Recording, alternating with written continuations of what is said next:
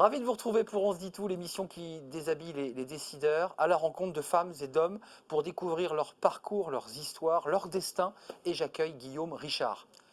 Bonjour Guillaume. Bonjour. Comment allez-vous? Très bien. Président, fondateur de WeCare. On va vous découvrir votre entreprise et vous découvrir. Allez, on se dit tout, c'est parti.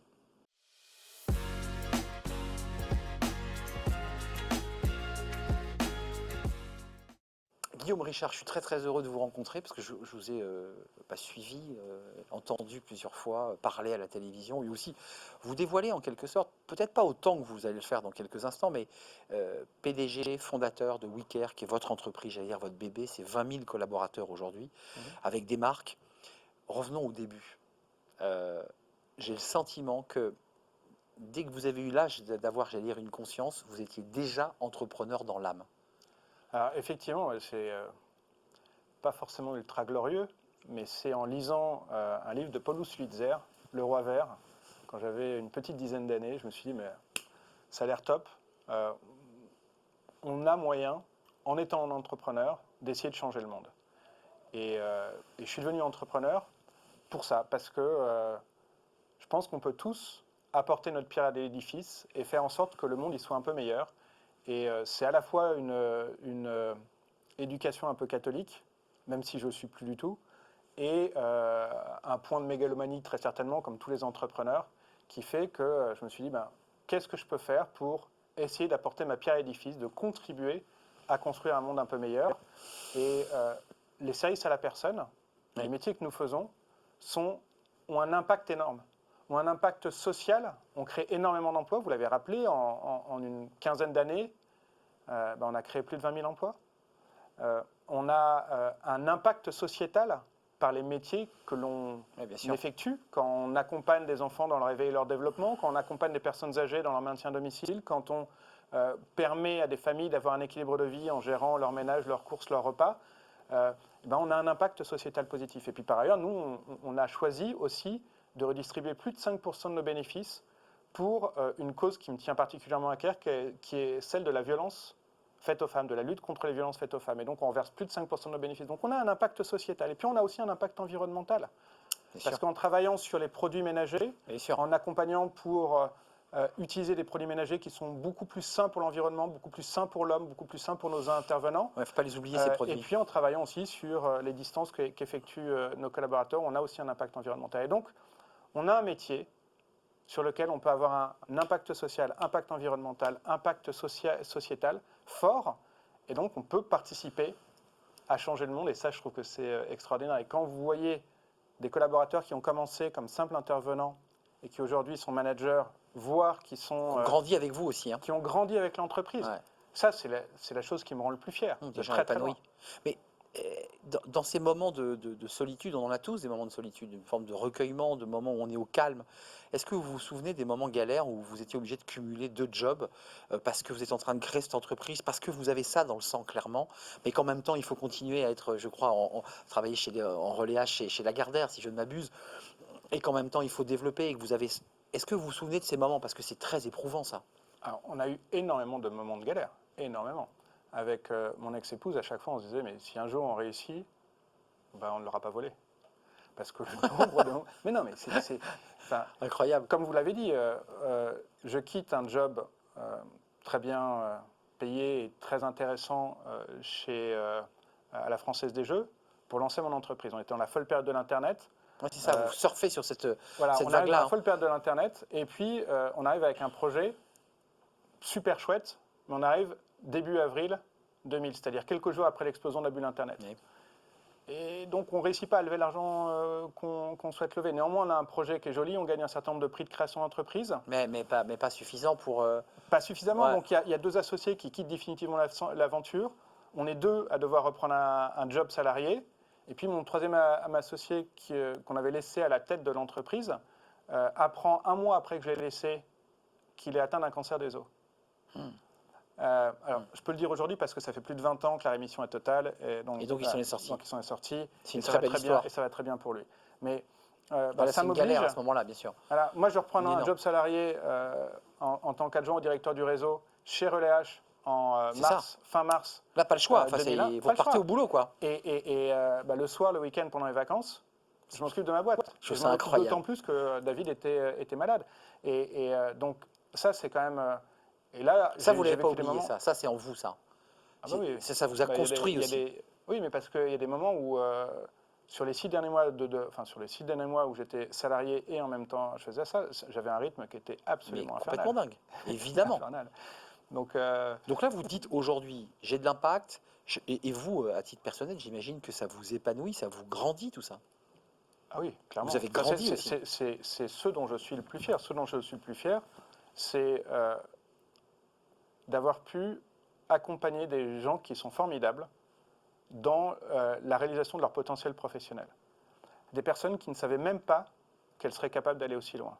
Qui étaient... à chaque fois, j'ai plusieurs exemples, et je pourrais vous en citer une quarantaine que je connais personnellement, de personnes dont, par exemple, Manuela, qui est une personne que je connais très bien, qui a commencé comme simple intervenante, et puis qui... Enfants, ménage. alors, elle faisait au départ que le ménage, et puis elle a appris le métier de garde d'enfants, et puis elle est devenue assistante d'agence, chargée de clientèle, responsable de secteur sur l'agence de Rambouillet. Elle a pris la direction de l'agence de Rambouillet, qu'elle a emmenée de 800 000 € de chiffre d'affaires à 1,6 million. Donc elle est devenue cadre, alors qu'elle est issue d'une famille où c'était que des ouvriers, que d'une famille d'ouvriers. Et ça a été difficile pour elle de devenir cadre. Et alors, c'était même pas la fin de son évolution, parce qu'après... Difficile parce que c'est une forme de symbole et qu'elle trahit un peu ses origines, elle quoi. bien évidemment. Mais bien sûr. Et après, elle est même passée cadre sup. Elle est devenue directrice de zone sur tout l'ouest parisien. Maintenant, elle est directrice de région. Donc, au départ, elle était chez O2. Maintenant, elle est directrice de région dans une autre entreprise du groupe qui s'appelle APEF. Parce que vous avez des marques, hein. Il y a Alors, aussi... on a une dizaine de marques, donc O2, APEF, France Présence, Academia, Autonomia, etc. Donc, on a une dizaine de marques. Mais Academia, ça n'a rien à voir. Non, Ouais, vous n'êtes pas en train de racheter Academia, là? Non, pas du tout. D'accord, non, parce que vous me faites peur, là. Pas du tout, pas du tout. Et donc, très belle évolution, mais j'en ai des dizaines d'autres de cas comme ça. Et ça, c'est fantastique parce que vous vous dites, à la fin de la journée, j'ai contribué Bien sûr. à quelque chose de positif dans cette société. J'ai contribué et on a besoin de sens. On a tous besoin de sens. Encore plus aujourd'hui. Hein. Oui, mais je ne sais pas si c'est encore plus Ouais, aujourd'hui. Je pense qu'avant, qu'on a toujours eu besoin de sens, mais que peut-être qu'on l'enfouissait. Parce que c'est un peu la pyramide de Maslow aussi. Il faut d'abord avoir géré vos besoins de base. Les besoins de base, c'est quoi? C'est une fois que c'est se nourrir, se loger. Maintenant, on est dans des situations matérielles qui font qu'on se préoccupe de plus en plus du sens. Et donc, ouais, c'est super important de pouvoir se dire à la fin de la journée, j'ai contribué à rendre le monde meilleur. Les questions que vous avez sélectionnées vont faire écho à ce que vous nous dites, mais c'est assez subtil et subjectif la question que je vais vous poser, mais à travers la vie et vos galères successives pour arriver à ce que vous êtes là aujourd'hui, est-ce qu'il y a des moments où vous vous asseyez, vous regardez, je ne sais pas, la prairie, la forêt de Rambouillet ou l'endroit où vous habitez et vous dites... Moi j'habite à côté du Mans. Hein. J'habite au Mans, moi je suis un provincial. C'est ça, le Mans. Vous regardez cette forêt, puisqu'il y a des forêts au Mans. Aussi. Vous dites, j'ai réussi, ça y est, je suis arrivé au bout. Ah non. En fait, vous vous arrêtez jamais. Non, parce que je suis aussi membre du comité directeur de Croissance Plus. Et en fait, pourquoi est-ce que Croissance Plus existe et pourquoi est-ce qu'il y a pourquoi est-ce que ça s'appelle Croissance Plus? Parce qu'en fait, plus vous grandissez, plus vous avez la possibilité d'avoir un impact important. Je vous disais qu'on a un fonds de solidarité qui vient en aide aux femmes victimes de violences conjugales. Et bien ça, on est capable de le faire aujourd'hui, parce qu'aujourd'hui, le groupe il fait 400 millions d'euros de chiffre d'affaires et que chaque année, on est capable de donner plusieurs centaines de milliers d'euros à ce fonds de solidarité. Et demain, quand on fera plusieurs milliards, eh ben, ça sera plusieurs millions et pas plusieurs centaines de milliers d'euros. Ça, c'est vos côtés Paul Lousse-Lisère, hein, vous me faites peur. Là. Non, parce que c'est augmenter sa capacité à avoir un impact fort. Et donc, ça s'arrête donc jamais. Ça s'arrêtera donc jamais, mais après, ce n'est pas forcément moi qui serai capable de faire et d'accompagner l'entreprise dans cette croissance, mais se dire, si on peut avoir plus d'impact positif, oui, c'est très, pourquoi est-ce qu'on va s'arrêter en chemin? Bien sûr. Pourquoi est-ce qu'on va s'arrêter en chemin? Question, vous les avez sélectionnés, c'est la question du Collège de Paris, communauté d'école qui rend l'excellence accessible à tous. C'est votre question sélectionnée, Guillaume Richard, jingle, et on retrouve la question.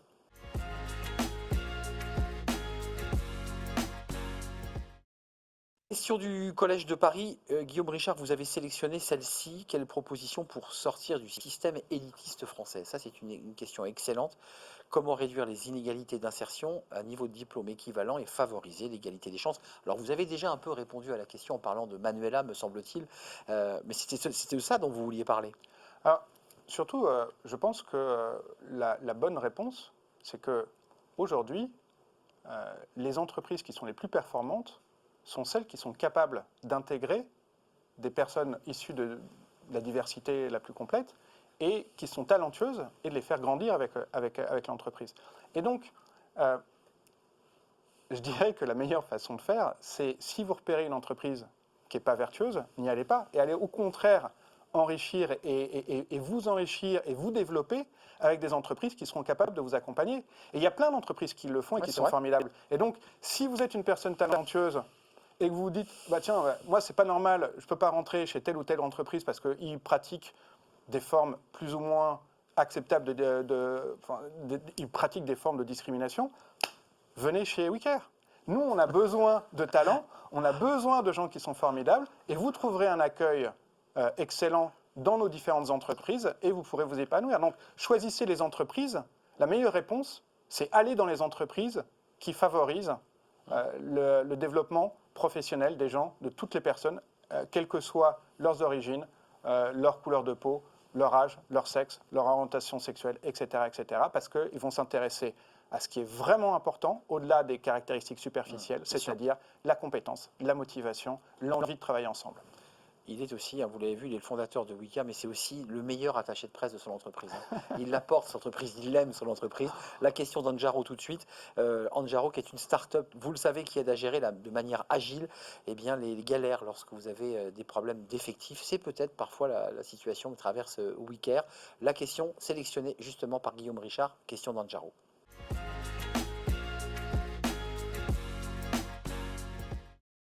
Alors comment ça se passe chez vous dans votre secteur? Parce qu'on a compris qu'il y avait des secteurs sous tension. Les femmes de ménage, l'aide à la personne, on sait que ce sont des secteurs sous tension. Est-ce qu'on peut parler de guerre des talents? Oui, parce que vous me parlez de gens que vous avez pris à la base et qui sont devenus des cadres sub du groupe. Donc ce sont des talents. À l'origine, ce n'était pas des talents. Si, Ils ils avaient avaient du ce talent, talent mais je veux dire, c'est pas la en eux. définition Non, non, ce n'est pas vous forcément voyez, la définition qu'on que l'on donne au donne. talent. Aujourd'hui, on est plutôt sur des personnes qui sont jeunes et avec un bagage Exactement. intellectuel Ils sont devenus des talents. Ce sont des universitaire. talents. Ouais, Je, tout je à le fait. concède. Vous avez une difficulté de recrutement là, en quelques mots? Bien sûr, comme toutes les C'est- entreprises en France, aujourd'hui, on a des difficultés de recrutement. Mais par rapport à la question qui est celle de est-ce qu'une politique RSE peut avoir un impact pour recruter plus facilement des talents? Oui, bien évidemment. Bien évidemment, parce que la première des préoccupations, aujourd'hui, des jeunes, mais pas que des jeunes, c'est d'avoir du sens. C'est d'avoir du sens. Pourquoi est-ce que je me lève le matin? Et quand vous rentrez Mm. dans un groupe comme le nôtre, vous rentrez dans un groupe dans lequel il y a un impact social, un impact sociétal, un impact environnemental fort. Et donc vous pouvez contribuer à changer positivement le monde. Vous pouvez contribuer. Et donc, est-ce que c'est quelque chose qui est motivant? Bien évidemment que c'est motivant. Moi, c'est ça qui me motive tous les jours. Et ce qui motive nos collaborateurs, c'est ça aussi. Le feu sacré. La question de l'hémicycle, parce que c'est intéressant, la passion qui vous anime quand vous incarnez votre entreprise. C'est vraiment intéressant à voir. La question de l'hémicycle, là, vous avez changé de peau. Peut-être pas d'ailleurs, parce que vous êtes très engagé à Croissance Plus. Votre coup de gueule, vos projets, vos propositions de transformation, si vous vous adressiez au gouvernement, au ministre de l'économie, et c'est la question de l'hémicycle.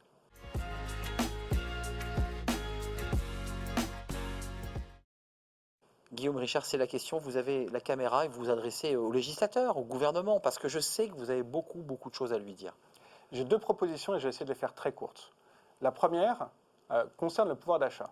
Aujourd'hui, par rapport au pouvoir d'achat, on se dit, bah, tiens, on va augmenter les rémunérations. Mais il y a une deuxième façon de faire, c'est de baisser le niveau des dépenses. Et comment est-ce qu'on peut faire pour baisser le niveau des dépenses? Par exemple, mes filles ont doublé leur pouvoir d'achat en termes de fringues en recyclant et en revendant très rapidement leurs vêtements. Donc il y a beaucoup de pistes à regarder sur comment est-ce que l'on peut faire des économies aux Français et travailler une économie qui soit plus circulaire, plus vertueuse, plus durable. Ça, c'était le premier élément. Et le deuxième élément, c'est de travailler sur une notion qu'on appelle l'intrapreneuriat. Et l'intrapreneuriat, c'est la capacité à accompagner des personnes qui veulent créer une entreprise. Aujourd'hui, il y a plus de 60% des Français qui disent qu'ils veulent créer leur entreprise, mais il y en a très peu qui passent à l'acte. Pourquoi? Parce qu'il faut maîtriser la finance, le commerce, le marketing, les systèmes d'info, etc., etc. C'est très compliqué. Et si vous aviez cette énergie pour créer votre entreprise, mais qu'au lieu de la créer tout seul, vous alliez la créer dans une entreprise qui existe déjà. Dans une entreprise qui existe déjà. Par exemple, vous étiez élagueur, votre entreprise d'élagage fait faillite, et bien vous allez voir un paysagiste et vous lui proposez de créer cette nouvelle activité dans son entreprise de paysagisme qui serait l'élagage, parce que vous avez ses compétences professionnelles, et puis vous faites un deal avec cette entreprise. Et si ça fonctionne, tout le monde est content et vous avez créé de l'emploi et vous avez créé votre emploi et vous n'êtes pas dans une relation où c'est l'entreprise qui vous propose, mais c'est vous qui avez proposé un projet, c'est vous qui avez proposé une nouvelle activité. Et là, il y a moyen de libérer énormément d'énergie en travaillant cet intrapreneuriat à la fois avec des personnes qui sont dans l'entreprise et qui vont proposer un nouveau projet, mais aussi avec des personnes qui sont en dehors de l'entreprise et qui vont proposer un nouveau projet, une nouvelle activité à une entreprise qui existe et créer comme ça leur propre entreprise à l'intérieur d'un grand groupe ou d'une grande entreprise. Merci Guillaume Richard pour ces 2 propositions. Entrepreneur, intrapreneur et Guillaume Richard, entrepreneur comme il respire. Ça vous va ça? Très bien. Ça c'est votre vie. L'entrepreneuriat et l'intrapreneuriat. Merci à vous. Merci Guillaume Richard, PDG fondateur de WeCare, avec votre histoire, votre parcours, vos galères et vos réussites, parce que c'est une très belle réussite. Merci d'être venu sur notre plateau dans l'émission On se dit tout. Merci à vous. Merci pour votre fidélité. Merci pour vos messages et vos réactions. Et puis on se retrouve évidemment très très très bientôt à la rencontre d'un nouvel entrepreneur, d'une nouvelle histoire. À bientôt. Bye bye. Décideurs engagés, l'émission TV de l'Hémicycle animée par Arnaud Ardouin qui déshabille les décideurs, qui nous permet d'appréhender ce qui chaque jour leur donne envie de se battre et de réussir.